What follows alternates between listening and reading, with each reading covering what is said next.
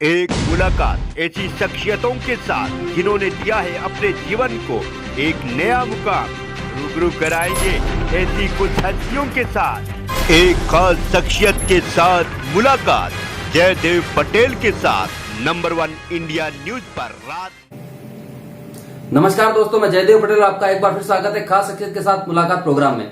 आज हमारे साथ खास मेहमान है कैसी समूह के संस्थापक और आर्थिक मामलों के जानकार शरद कोहली। शरद कोहली जी, आपका बहुत बहुत स्वागत है आज के हमारे प्रोग्राम में। थैंक यू, धन्यवाद। शरद कोहली जी, आपसे मेरा पहला सवाल है कि 2019 दिसंबर की अगर बात करें तो 54% लोगों के रोजगार पर कोई असर नहीं पड़ा, लेकिन 30% जिनका रोजगार गया था वो वापिस आ गया, तो फिगर 84% आ जाता है। लेकिन ये एक भरोसा दिलाता है कि इकोनॉमी रोजगार की गुंजाइश है। लेकिन अगर महिला और युवाओं की बात करें तो जिन पर ज्यादा मार पड़ी है, दिसंबर 2000 की तुलना में दिसंबर 2020 से करें तो 1 करोड़ 10 लाख नौकरियां कम हो गई है, जबकि हमारी पॉपुलेशन बढ़ी है। तो इसमें आम बातें क्या है? देखिए, महिलाओं और युवाओं के रोजगार लॉकडाउन के दौरान पुरुषों के मुकाबले ज्यादा गए। पहली बात तो ये फर्स्ट प्राइम न्यूज के जो दर्शक है वो इस बात को नोट करें। और पहले हम देखें कि क्यों वो ज्यादा गए। उसकी वजह ये थी कि महिलाएं ज्यादा सीनियर पोजीशंस पे काम नहीं करती थी, महिलाएं बैक एंड का काम करती थी, महिलाएं ऐसा काम करती थी जो वर्क फ्रॉम होम से भी कंपनीज को लगा कि शायद उसकी अब जरूरत नहीं है। कुछ टेक्नोलॉजी के आ जाने से जब स्टाफ की छटनी हुई, जब स्टाफ को कम किया गया, तो उसमें ऐसे लोगों को पहले निकाला गया जिनकी की जो ऐसे काम कर रहे थे जो कि बहुत वैल्यू एडिशन नहीं करते थे। तो बड़ी बदकिस्मती की बात है कि महिलाएं ऐसे काम में लगी हुई थी और उन्हीं को इसकी मार झेलनी पड़ी। और ऐसे ही जो यंग लोग थे, यूथ जिनको हम बोलते हैं, वो भी जूनियर पोजीशंस पे थे, वो इंटर्न्स की पोजीशन पे थे। तो ऐसे लोगों को कंपनीज ने ज्यादा छटनी करी, उन लोगों को कंपनीज ने अपने पास रखा जिन लोगों के पास तजुर्बा ज्यादा था, जो सीनियर पोजीशंस पे थे, जिनके बिना लगता था कंपनी को कि हम दोबारा काम शुरू ही नहीं कर पाएंगे। इसलिए उन लोगों की नौकरियां कम गई।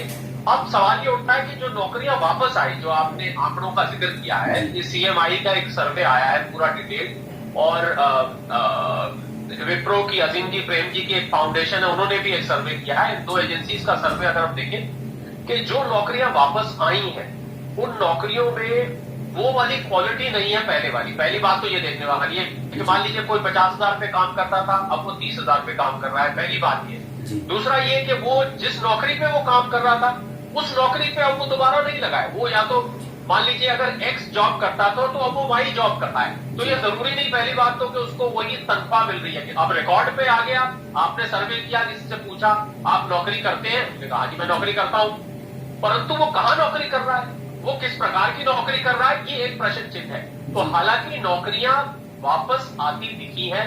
सीएमआई का भी आंकड़ा ये कहता है, आपने भी अभी आंकड़े का जिक्र किया, मेरे पास भी बहुत सारे आंकड़े हैं, पर हम दर्शकों को ज्यादा आंकड़ों में ना उलझाकर हम असली बात ये कहना चाहेंगे कि जिन लोगों को रोजगार मिला है वो अपने रोजगार से संतुष्ट नहीं है, वो बहुत सेटिस्फाइड नहीं है, क्योंकि जो वो काम पहले करते थे वो काम शायद अब नहीं कर रहे हैं, ना वो उस तनख्वाह पे कर रहे हैं। इसके अलावा एक और बात जो हुई कि जिन लोगों की नौकरी वापस नहीं लगी या जिन लोगों की नौकरी लगी थी, तो उन्होंने साथ साथ कुछ अपना कामकाज शुरू किया। अब वैसे तो स्वरोजगार सरकार की भी ये मुहिम थी, स्वरोजगार की आप मुद्रा योजना शुरू करी गई थी कि लोग नौकरी देने वाले नहीं, नौकरी करने वाले नहीं, नौकरी देने वाले बने। पर उन लोगों का आज वो धंधा, वो काम जो उन्होंने शुरू किया है, वो कितना कामयाब रहा है, कितना सक्सेसफुल रहा है, ये भी एक सवाल है। क्योंकि बहुत सारे लोगों से जिनसे मैं मिलता हूं, वो कहते हैं यार काम कर तो रहे हैं अपना, पर अभी पूरा गुजारा नहीं चल रहा है, उसमें वो इतना चल नहीं पा रहा है। कोरोना के बाद अच्छे अच्छे बड़े बड़े बिजनेसेस नीचे आ गए, तो छोटे मोटे बिजनेस तो आप समझ सकते हैं कि उसको कितनी दिक्कत होगी। कुल मिला के अगर हम देखें नौकरी वालों की, तो उनकी नौकरियां आंकड़ों के लिहाज से ऐसा लग रहा है कि वापस आ गई है, परंतु हकीकत में लोगों की आमदनी गिर गई है, लोगों की स्पेंड करने की कैपेसिटी पे फर्क पड़ा है, लोगों की सेविंग्स पे फर्क पड़ा है, लोगों की ओवरऑल जो माली हालत है वो इस समय बहुत अच्छी नहीं है। पर क्योंकि पूरे विश्व की यही हालत है, भारत की भी यही हालत है, विकसित देशों को जिसको हम डेवलप्ड वर्ल्ड कहते हैं, जिसमें America, UK, France, Germany, Italy, Austria, दुनिया भर के जो देश हैं जिनको अपने आप को जो विकसित देश कहते हैं, डेवलप्ड कंट्री, वहां पर भी हालत है और पूरे देश में हालत है। तो इसको सुन के और इसको देख के आम आदमी जो है तसल्ली कर लेता है कि थोड़े में अब गुजारा करना लोगों ने सीख लिया है। दूसरा ये कि कॉस्ट भी कम हो गई, घरों की भी कॉस्ट कम हो गई। जिस आदमी का घर 50,000 में चलता था, आज वो घर 30,000 में चला लेता है, क्योंकि घूमने कहीं जाने की जरूरत नहीं है, कपड़े खरीदने की जरूरत नहीं है, जो फालतू खर्च होते थे वो नहीं हुए, ये लॉकडाउन ने सिखा दिया लोगों को। तो उसकी वजह से ऐसा लगता है जैसे कि अभी आपका काम ठीक चल रहा है, पर असल में आपके खर्चे भी कम हुए, आपकी आमदनी भी कम हो गई। जी शरद कोहली जी, 2019 मार्च से अगस्त और 2020 मार्च से अगस्त की अगर बात की जाए तो अगर सैलरी की बात की जाए तो 2019 में परमानेंट सैलरी औसतन आए 30,270 रुपए और वही 2020 में घटकर 26,180 रुपए हो गई।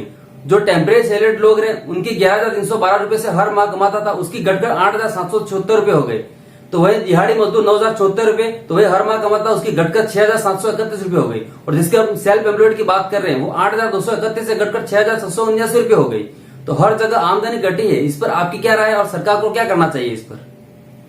देखिए, अगर आप ये जितने भी आंकड़े आपने बोले ये भी उसी सर्वे में निकल के आए कि आम जो आपकी पहले आई थी उसके मुकाबले करीब 10 से 20% का फर्क पड़ा है अलग अलग श्रेणियों में, चाहे हम कैजुअल लेबर्स की बात करें, चाहे हम पक्की सैलरी वालों की बात करें, चाहे हम जूनियर लेवल की बात करें, 10% से लेके 20% तक का।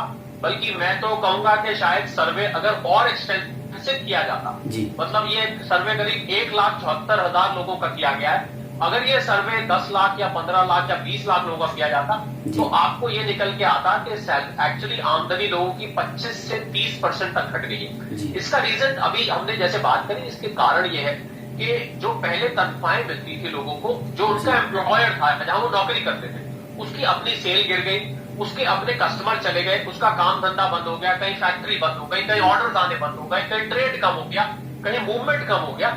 इस सबसे उसकी जो सैलरी देने की कैपेसिटी थी वो नीचे आ गई। और बहुत लोगों की तो नौकरी, क्योंकि ये औसतन आप जो नंबर्स बोल रहे हैं ये एवरेज नंबर्स है, अगर आप स्पेसिफिक्स में जाएं तो आप देखेंगे कुछ लोगों की तो सैलरी 0 हो गई क्योंकि उनकी नौकरी चली गई। और पे कट्स इस कोरोना में और लॉकडाउन में पे कट्स एक कॉमन शब्द हो गया कि आप अगर 1 लाख लेते हैं तो अब आपको 60,000 हम देंगे, अगर आप 50,000 लेते हैं तो अब 30,000 में आप अगर काम करना चाहते हैं तो करिए, नहीं करना चाहते तो छोड़ के चले जाइए। ज्यादातर कंपनीज में ये अल्टीमेटम एम्प्लॉइज को दे दिया था, तो एम्प्लॉइज के सामने कोई चारा नहीं था खाली बैठने के अलावा, या तो वो खाली बैठ जाते और रोजी रोटी को उनके लिए दिक्कत खड़ी हो जाती, या वो कम तनख्वाह पर, तो लोगों ने कम तनख्वाह पर काम करना स्वीकार किया, अपने खर्चे कम किए। अब कम तनख्वाह कर रहे हैं तो आपके खर्चे कहां से चलेंगे, तो लोगों ने अपने जो मंथली खर्चे थे वो कम किए। इस प्रकार जो है लोगों का गुजारा चढ़ा। अब जहां तक बात है कि सरकार को क्या करना चाहिए, देखिए सरकार को एक शब्द में अगर मैं बात कहूं कि सरकार को सोल्यूशन क्या है अर्थव्यवस्था या इकोनॉमिक्स की दृष्टि से, इसका सोल्यूशन यह है कि किसी भी तरह कंजम्पशन को बढ़ाना पड़ेगा। कंजम्पशन को बढ़ाने का मतलब है कि जो लोगों के भारत की जो अर्थव्यवस्था है 60 से 65% कंजम्पशन पे आधारित है, 60 to 65% कंजम्पशन पे डिपेंडेंट है। तो अगर आप कंजम्पशन को बढ़ाने का तरीका क्या है कि आपको लोगों की जेब में किसी तरह पैसा डालना पड़ेगा या लोगों को खर्च करने के लिए आपको आगे आना पड़ेगा। और इसके लिए सबसे पहल आने वाले बजट में आप देखेंगे कि सरकार करेगी, क्योंकि इंफ्रास्ट्रक्चर पे मेरे पास आज भी खबर आई है कि इंफ्रास्ट्रक्चर पे सरकार इस बजट में बहुत बड़ा ध्यान देने पा रही है। तो क्या होता है, सरकार जब इंफ्रास्ट्रक्चर पे खर्च करे तो मान लीजिए सड़कें बन रही हैं, ब्रिज बन रहे हैं, रेलवे स्टेशन बन रहे हैं, मेट्रो बन रही है, दुनिया भर का डैम्स बन रहे, तो सरकार जब खर्च करेगी तो उससे जो इकोनॉमी का चक्र है, एक सर्कल जो चल रहा होता है, कंजम्पशन बढ़ने से लोगों को कॉन्ट्रैक्ट मिलेंगे, सैलरी मिलेगी, जब सैलरी मिलेगी लोग खर्च ज्यादा करेंगे, सामान ज्यादा खरीदेंगे, सामान ज्यादा फैक्ट्रियों में बनेगा, फैक्ट्रियों में सामान बनेगा तो जो एंटरप्रेन्योर्स हैं वो कैपिटल इन्वेस्टमेंट भी करेंगे, वो कैपिटल इन्वेस्टमेंट करेंगे, फिर उसके बाद लोगों को ज्यादा, तो एक पूरा चक्र चलता रहता है। तो मुझे लग रहा है सरकार को ऐसे कदम उठाने पड़ेंगे जिससे ये जो पूरा सर्कल होता है, इकोनॉमिक सर्कल जिसको हम बोलते हैं, ये पूरी तरह से अपने पटरी पर वापस आ जाए। तो गवर्नमेंट अपनी स्पेंडिंग से शुरुआत करेगी, प्लस गवर्नमेंट एक ऐसा वातावरण बनाने की कोशिश करेगी, ऐसा प्लेटफॉर्म बनाने की कोशिश करेगी जिससे जो इंडस्ट्रियलिस्ट है, बिजनेसमैन है, एंटरप्रेन्योर्स है, वो आगे बढ़ के अपनी फैक्ट्रीज को, अपने बिजनेस को एक्सपैंड करें, कैपिटल इन्वेस्टमेंट करें। जो ही वो कैपिटल इन्वेस्टमेंट शुरू करेंगे तो आप देखेंगे धीरे धीरे ये जो रोजगार, जो नौकरियों की हम अभी बात कर रहे थे, वो नौकरियां वापस आनी शुरू हो जाएंगी और तनख्वाहें भी जो कटी थी वो भी वापस अपनी जगह मिलनी शुरू हो जाएगी। पर मेरा ये मानना है कि इस पूरी प्रक्रिया में, इस पूरे प्रोसेस में अभी कम से कम 1 साल का टाइम आराम से और लगेगा। पर भारत की अर्थव्यवस्था क्योंकि कंजम्पशन ड्रिवन है, उसमें ये यूनिक कैरेक्टरिस्टिक है, एक यूनिक फीचर है कि कंजम्पशन ड्रिवन इकोनॉमी बहुत जल्दी वापस पटरी पे आती है जैसे ही कंजम्पशन बढ़ती है। तो 1 साल के अंदर मुझे उम्मीद है इस बजट के आने के बाद और सरकार जो रिफॉर्म्स कर रही है, जो कदम उठा रही है, उसके बाद ये पूरा का पूरा चक्र अपने स्थान पर चल पड़ेगा। जी शरद कोहली जी, आपसे मेरा आखिरी सवाल है कि और ये एक सामाजिक सवाल है कि ये भी कि मैं आपसे पूछना चाहूंगा कि देखिए युवाओं का सबसे ज्यादा मार पड़ी है 15 से 24 साल वाले की अगर हम बात करें तो महिलाओं पर सामाजिक तनाव भी बढ़ता है ना। इससे अगर लोगों के पास काम नहीं होगा, खासकर युवाओं के पास काम नहीं होगा, तो अपराध की और असामाजिक गतिविधियां जो बढ़ रही है देश में और सोशल मीडिया जो अपने हिसाब से जिस तरीके से एक्टिव है आज, तो ये भी एक बड़ा खतरा है अपने सामने अगर देखा जाए तो।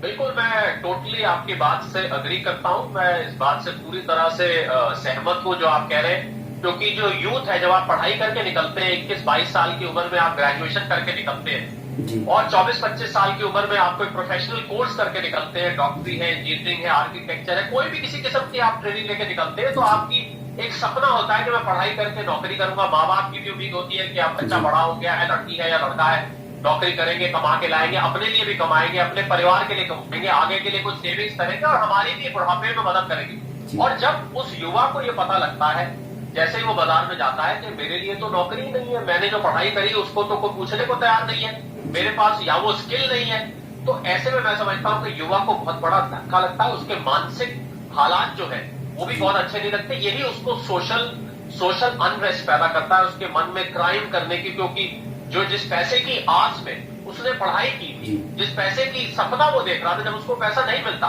तो वो गलत तरीके से उस पैसे को अर्जित करने की चेष्टा करता है। इसी को हम क्राइम कहते हैं, यही क्राइम का जन्म होता है। तो मुझे लग रहा है भारत दुनिया का सबसे युवा देशों में से एक है।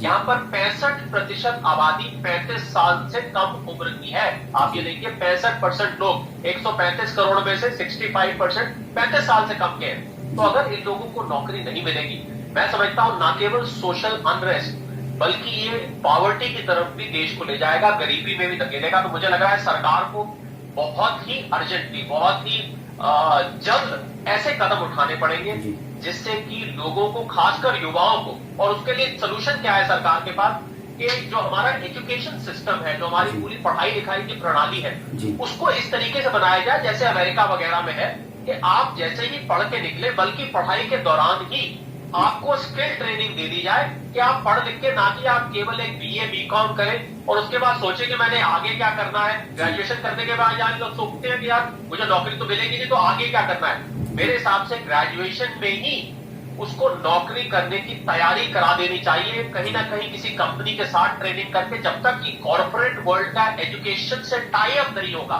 तब तक भारत के युवा को नौकरी मिलने में परेशानी बनी रहेगी। तो मुझे लग रहा है सरकार को ऐसे कदम उठाने चाहिए जिससे कि पढ़ाई लिखाई के दौरान, कॉलेज के दौरान, किसी भी इंस्टीट्यूट में वो पढ़ाई कर रहा है, उसकी नौकरी, ऐसी ट्रेनिंग मिल जाए, उसकी नौकरी पक्की हो जाए। अगर ऐसा होगा तो आपको एक भी युवा खाली बैठा नहीं दिखाई देगा। तो मुझे लग रहा है एजुकेशन सिस्टम में साथ ही सरकार को चेंज लाना चाहिए। एक तरफ इकोनॉमिक कदम है, दूसरी तरफ एजुकेशन रिलेटेड कदम है। अगर ये दोनों कदम सिंक्रनाइज तरीके से लिए जाएं, तभी इस समस्या का समाधान निकल के आ सकता है। जी शरद कोहली जी, आपने जो समय दिया उसके लिए आपका बहुत बहुत धन्यवाद।